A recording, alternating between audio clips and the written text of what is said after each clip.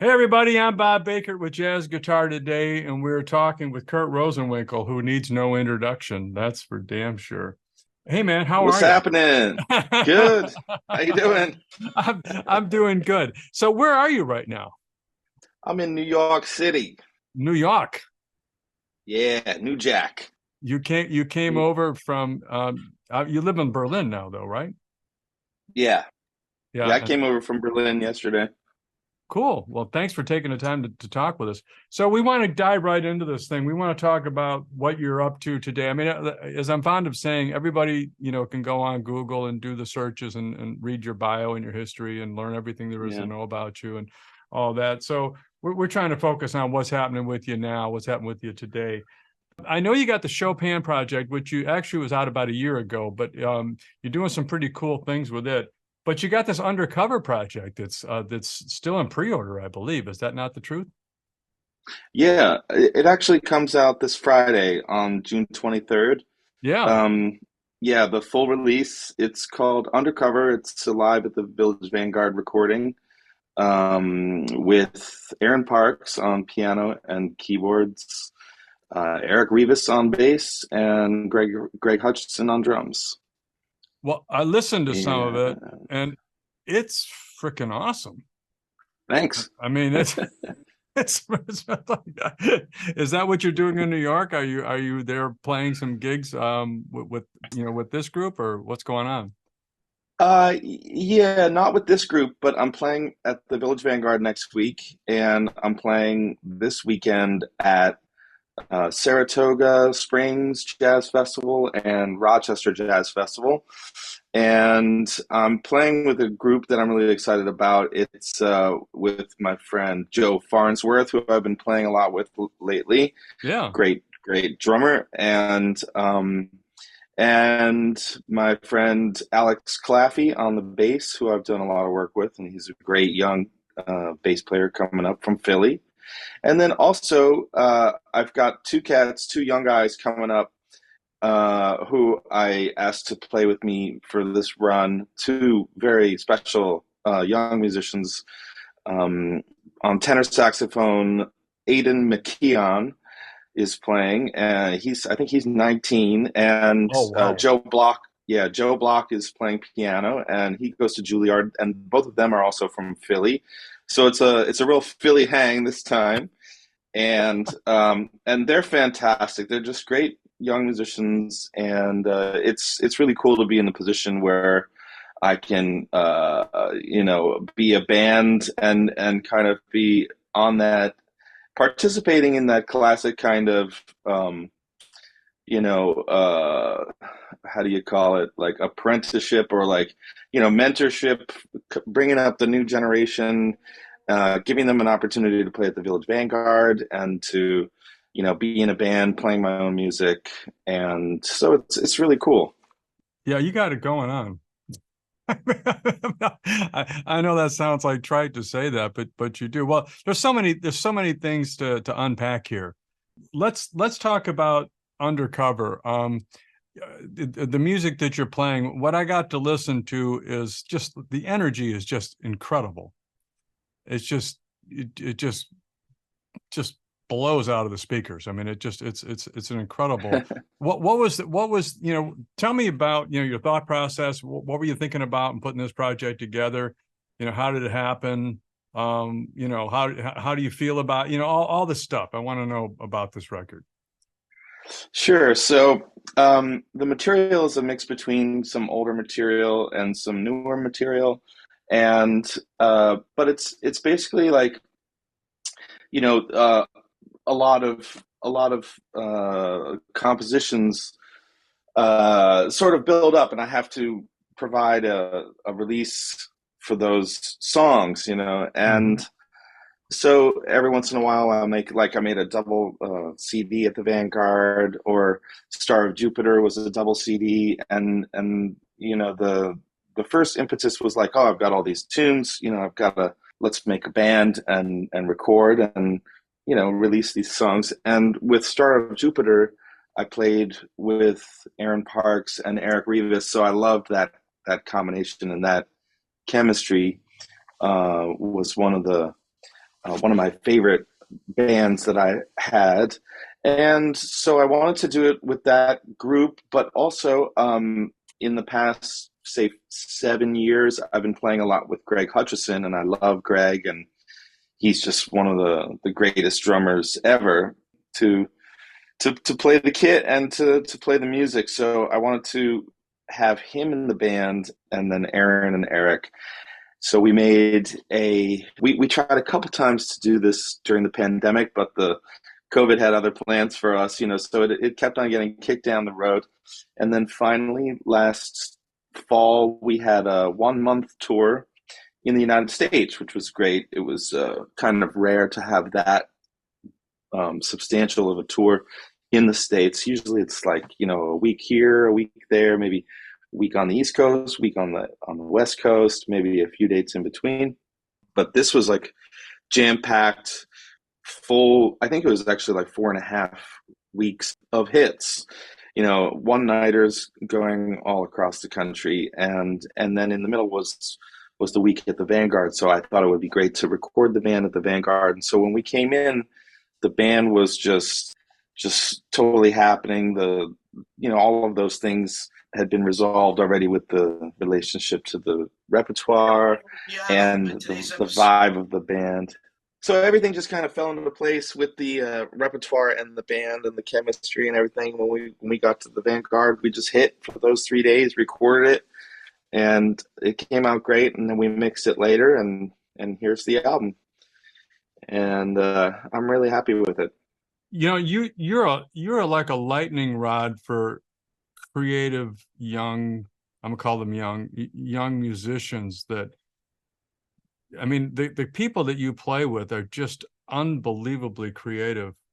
And I mean, I don't know where you keep finding these people, but they keep finding you, or I don't know how this world happens, but I mean, every band that I hear you play with, I go, wow, that's amazing. Wow, and then I hear the next band playing, I go, wow, that's amazing. And then wow, Yeah. that's amazing. I mean, I don't know of anybody like that. I mean, to have, just you're like a lightning rod for just these unbelievably talented, gifted musicians that just catch on to your vision. That's all I can say. It's just like crazy. The consistency of surprise when I listen to you play is, and listen to you perform, is it's astounding. I mean, it really is. I was going to mention something, I mean, you're the guy, Kurt.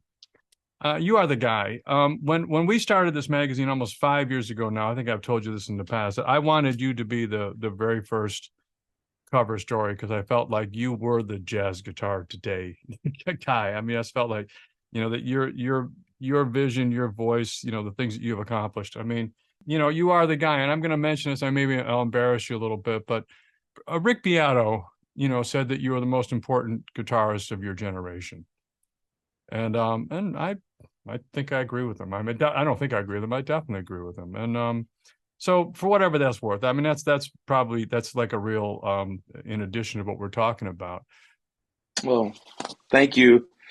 Um, yeah, I mean, there's been a lot of really cool situations that I've been able to be a part of in the past few years, and um, the a lot of incredible musicians that I'm able to call and to bring into my bands, but then also some really amazing situations where people have called me and I was able to, be like a sideman or like a special guest in different people's projects. And that's been happening more and more with some of the younger scene. And that's been just fantastic to be a part of. Like, I played at the Blue Note with James Francie's trio, we made it a quartet, and those cats are just incredible. And then also earlier this year, I played a few concerts with Ambrose Akinmusori, and that was also a really incredible experience to play with him and Sullivan Fortner and Justin Brown, and it was interesting because Ambrose said that the reason why he he put the whole thing together was to to give to as a way of saying thanks to me for everything that I've done to bring the music forward and to bring the younger generation through, to kind of shine a light on pathways forward in the music. And it's been very humbling, and I've been really grateful for that, to be anything that I've done in my life is proving to be useful or illuminating to other musicians is really fantastic, and to get the chance to play with these amazing musicians is just been wonderful. So I'm in a cool place.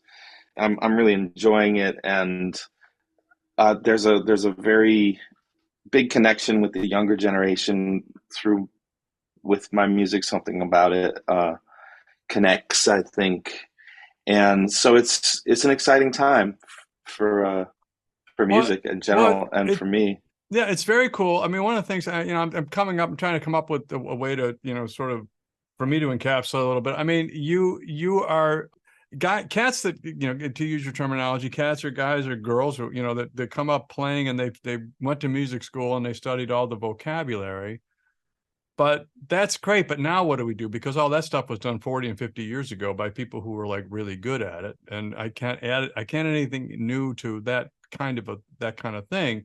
So, now, so we need, we quote unquote, the collective need new leadership. And there's a couple of guys out there that are providing that leadership as to where we can go with this stuff and make it exciting. And you're that guy. I mean, you're at the head of that list. I mean, you're showing these people where this music can go, and giving them a pathway out of, I hate to say this, but My Funny Valentine and your typical jazz, quote unquote jazz group. Where do we go with all this knowledge that we have, all this stuff, and how do we drive this thing forward? And you are one of a small group of guys that are really, really pushing that envelope. And it's no wonder that these brilliant musicians, come out of the woodwork to play with you. I mean, am I wrong in this, or, I mean, it's great to be part of the continuum. We are all part of it. And, it's not really for me to say whether you're wrong or right about that. I know, but you know what I'm saying. I mean, but that is the reality of it. I mean, you're too humble to say, yeah, Bob, I did it. I'm the guy. I am the man. I really am a big deal. I get it, but someone's got to say it, so I'm going to say it. That's what's going on. So this record, this Undercover record, man, anybody that's listening to us, you really need to check this out because it is powerful stuff. I mean, it is really powerful. And you keep getting better. I mean, I don't know how you do it, thanks. But your technique and your tone and everything, you just keep getting better. This is a love fest from me to you today, if you haven't figured that out. Well, there's a long way to go, Bob. So I'm glad I'm still on the road. Yeah, but you're a young guy. You're still a young guy. But you keep getting better, you keep getting better, you keep pushing it, which is really, really cool. So the Chopin project, for people that don't know what that is, why don't you hip people to that? So a couple years ago, my friend Jean-Paul Broadbeck, who's a wonderful Swiss pianist, gave me a call and asked me if I'd be interested in doing this project with him where he's playing the music of Chopin. And so, of course, I said yes because I love Jean-Paul's playing and I love Chopin, of course. So I didn't think about it that much as he was making the preparations. It was pretty much his project. And then he sent me the arrangements, and when I started to learn the music and get into it, I developed a deep love for the way that Jean-Paul interfaced with Chopin's music, and the arrangements that he made were just incredible to me and very interesting on a guitaristic level, on a melodic level, and on a improvisational level, and accessed some areas in my own musicality that I felt like really fully engaged in, almost like if you're an actor and you get a script and you're like, oh my God, this is like the part I've been waiting to play.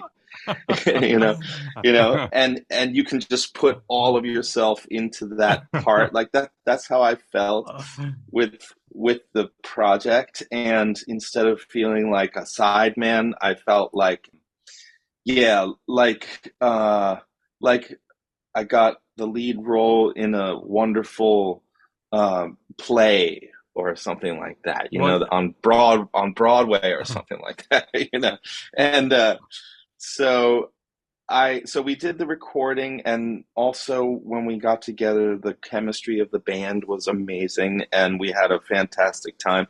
So all of these kinds of aspects of the project were just like hitting it out of the park, every single one.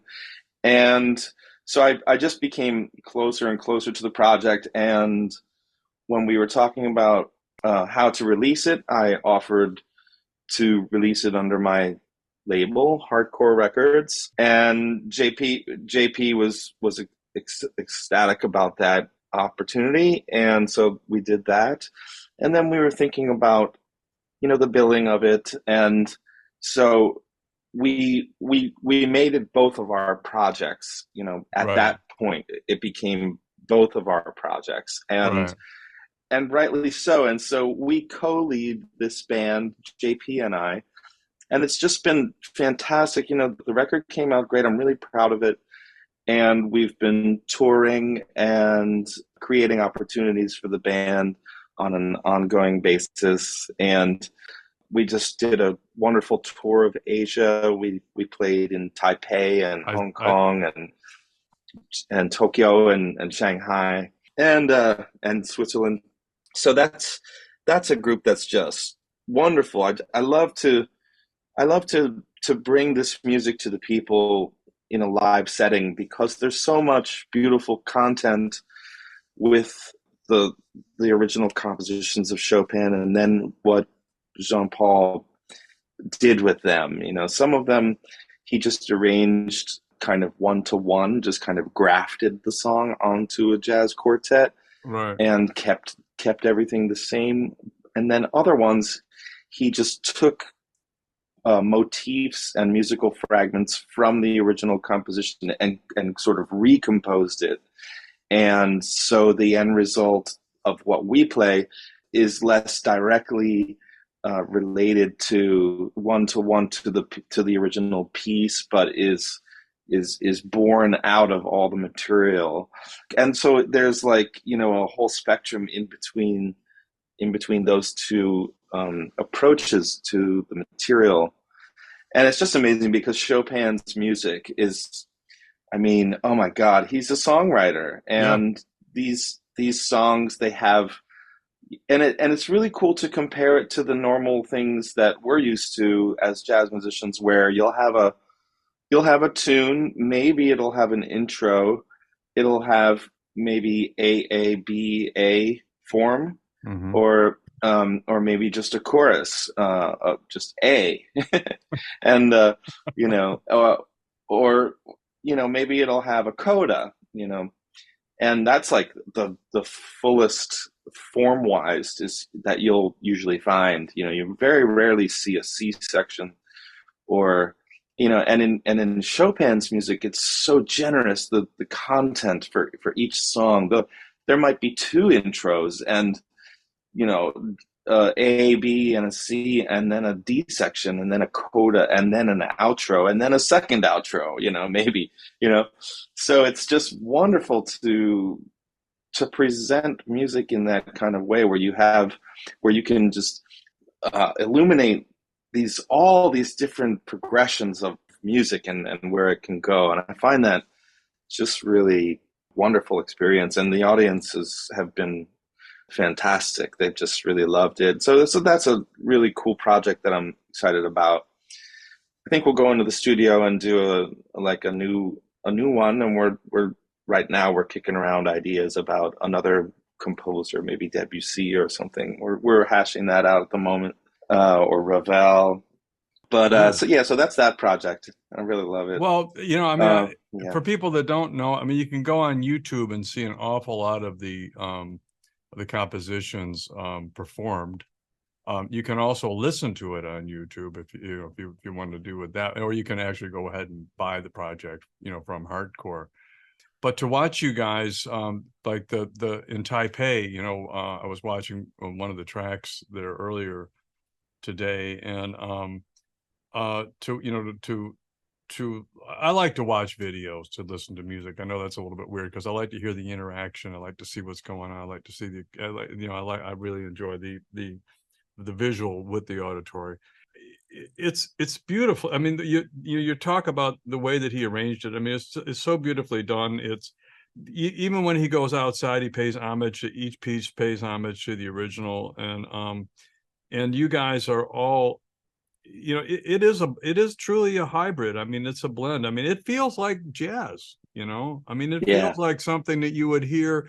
I mean, you could take that, obviously take it to the Village Vanguard. People would know what it was, but I mean, you could present that without anybody saying this is Chopin.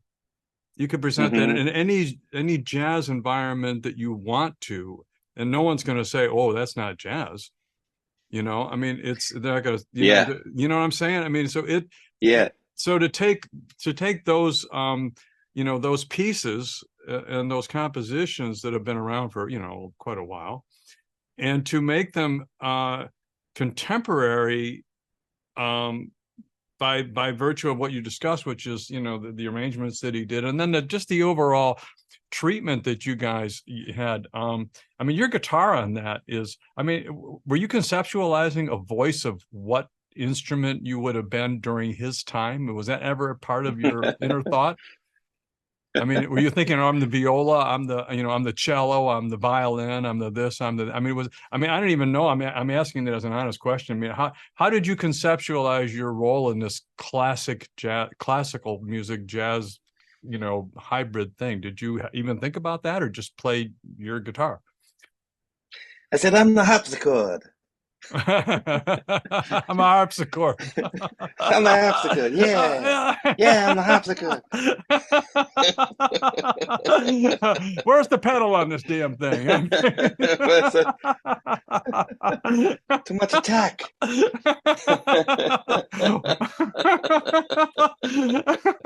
Well, yeah, I mean, Yeah. you know what I'm saying, though. I mean, come Yeah, on, yeah. yeah. I mean, what the hell? What I mean, I'm going what? Because I mean, the voice of your guitar in those pieces is like it's supposed to be exactly that. And I'm going, well, Chopin had no idea that there was ever that gonna ever happen. I didn't even think they had electricity then. Yeah. You know what I'm saying? Yeah. Yeah, And yeah, yeah. and so I guess between you and Jean Paul figuring that out and making it just do what it does, which is it's incredible. I mean, we got it's really really weird because I've got two amazing projects that you're involved in. I mean, the Undercover project is phenomenal, but it's definitely a different Thank thing. you. It's definitely a different Yeah. thing. So, This yeah. is let's call it more lyrical. Whereas the the Undercover project is take the small dogs and children away. It's going to be a little dangerous in here. Yeah. Yeah. Yes. There's some serious shit about to happen, and you might want Yeah. to move back a little bit before this transpires.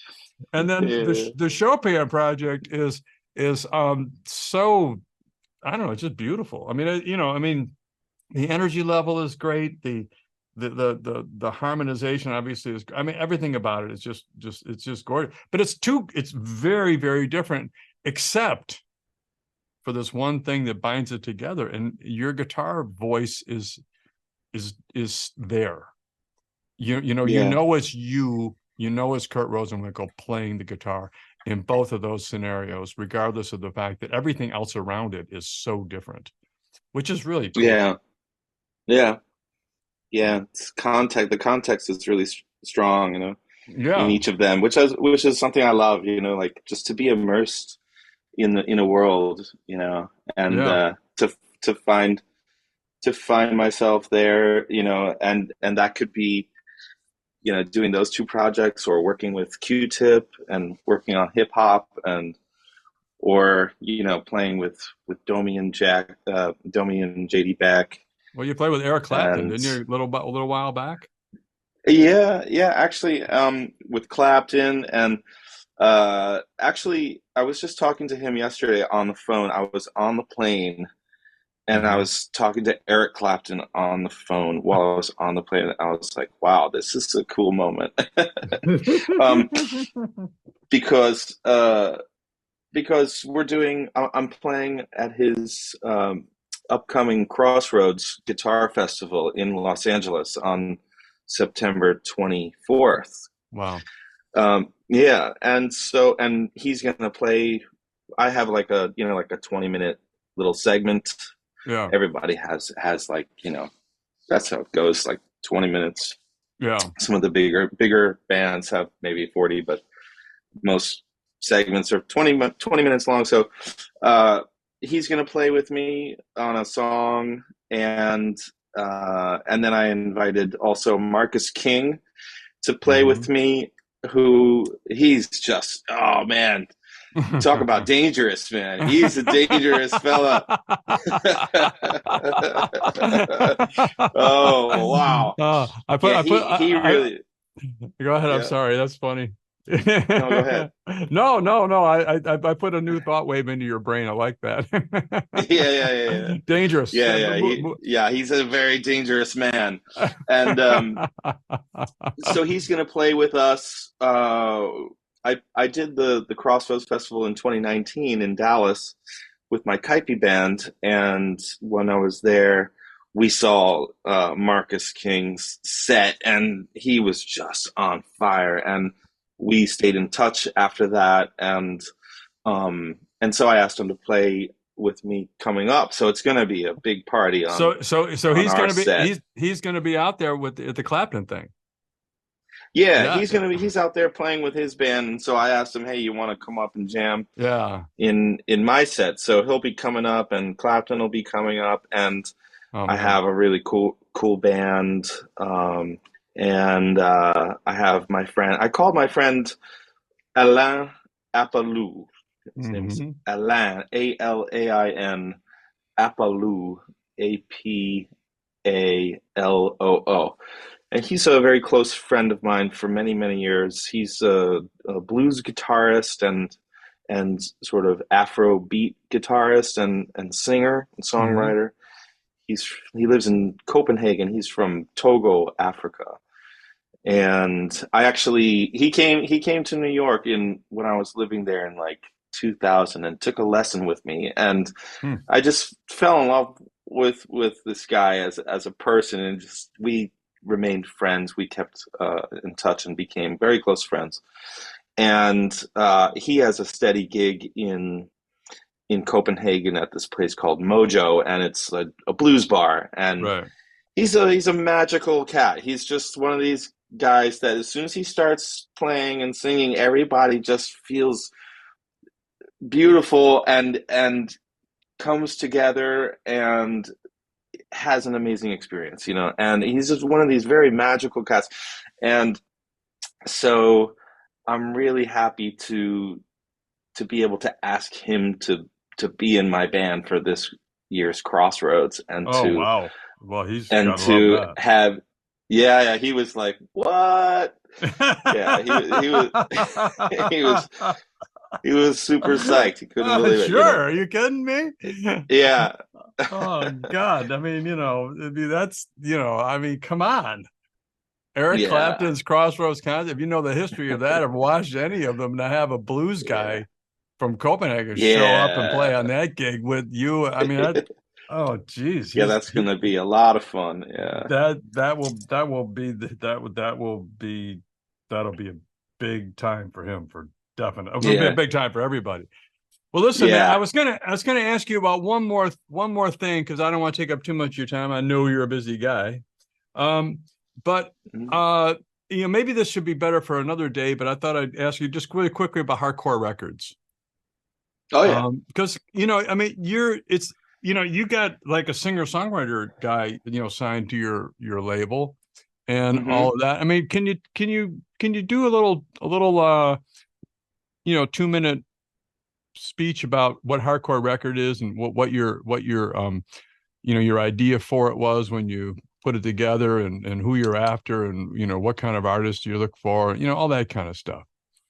Yeah, so I started Hardcore Records in 2016, and primarily it was a way to get my album out, Kaipi, but also the idea of having your own business and what you can do with it, I find really intriguing, and it's a great adventure. And to have a record company is a great opportunity to just entertain ideas about what you think would be cool for people to check out, and that could be anything. I'm a very eclectic musician and person. I love a lot of different kinds of music, and so to me, the idea of the label is just to support great music wherever you find it, and that can be across any genre or any cultural barrier or anything like that. So, or it doesn't even have to be music. It could be a comedy record, perhaps, or Hmm. anything like that. It's a very open platform, and it's an opportunity for the label to support deserving artists, whether they're very young and up and coming, or whether they're more established and need a home, or things like this. Or so right now we have, let's see, maybe 1, 2, 3, 4, 15, 16. 7, 12, 13, 14, yeah, 15, 16 artists on our label, and it's like we feel it like a big family. And so, we're growing around the world, and people are becoming more aware of us, and we are building this network of people. And the great thing about the business that we're in is that there's so many amazing people involved with music. So it's a way to be connected with a lot of great people who are doing great things in lots of different places around the world.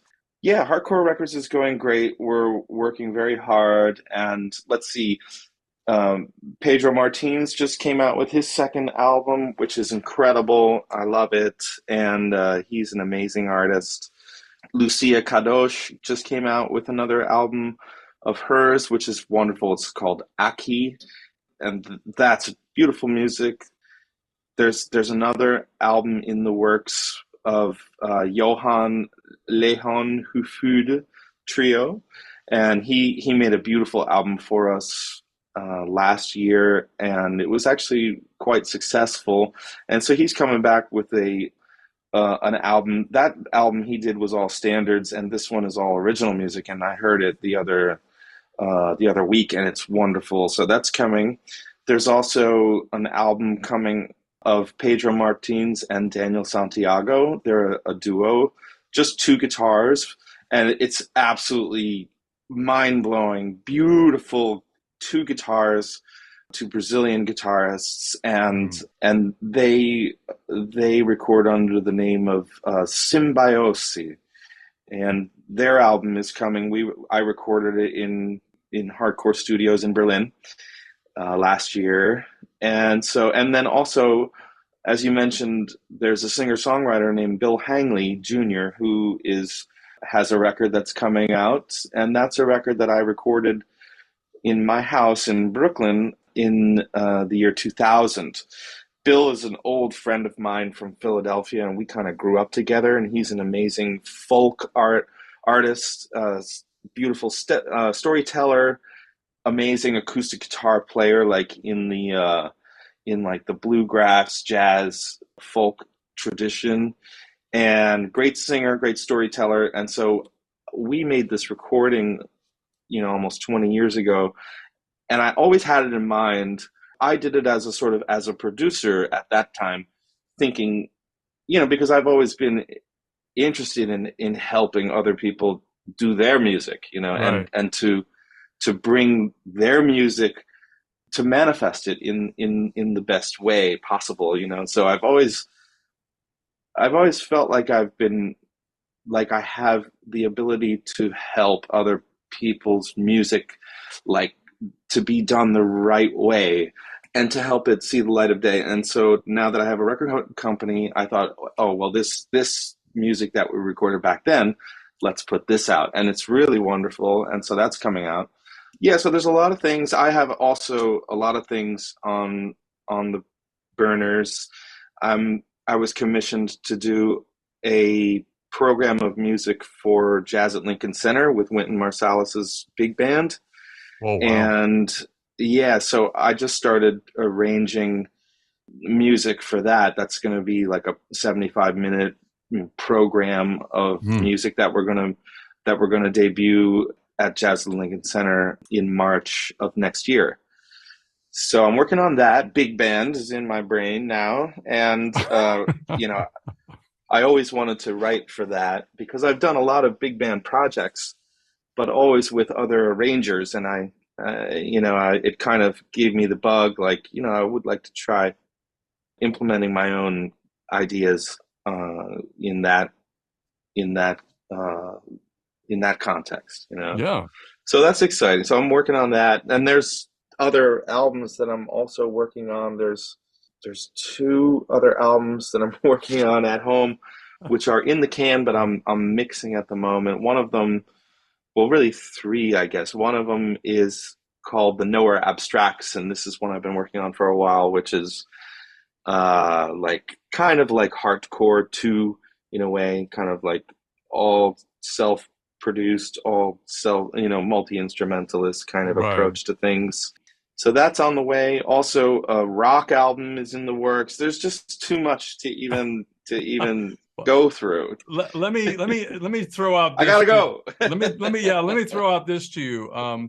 And that is that, anytime that you got something you want to talk about and get up some publicity, I guess publicity on it, and just reach out. I mean, anytime you just say, hey man, I got this thing, you just send me a text or an email or whatever you want to do, and our stage is your stage. You can have it anytime you want.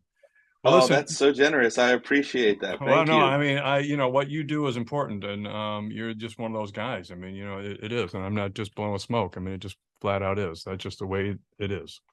All right, I so the quick, appreciate the it, quick, man. the quick. Well, you're welcome. I mean, but I appreciate what you're doing.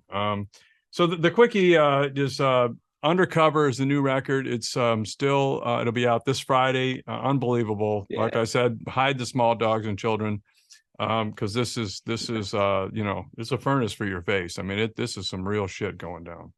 And then Yeah. the Chopin project is just, I mean, it's just, it's just genius. I'm gonna leave it at that. It's just genius. Get it, listen to it, enjoy it, share it with your friends.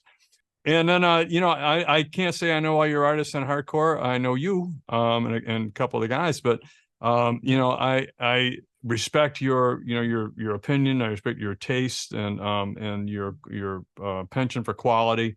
So I'm sure that whatever's in there is something that's really, really good. I wish you good luck with everything, man. That's it for me, man. You've been incredibly generous with your time today, and I want to thank you very, very much. Bob Bakert, you got one last thing, or excuse me, do you have anything you want to add before we go, or Just thank you so much for having me and for your support and yeah, for this time and oh, yeah, it's yeah, all thank ours. you very much. It's Appreciate all it. for Bob Bakert with Kurt Rosenwinkel for Jazz Guitar Today. Thanks very much, Kurt. Have a wonderful day, and I'll catch up with you later, man. Thank you. Thank you. Cheers. All right, bye bye now. Bye. Peace.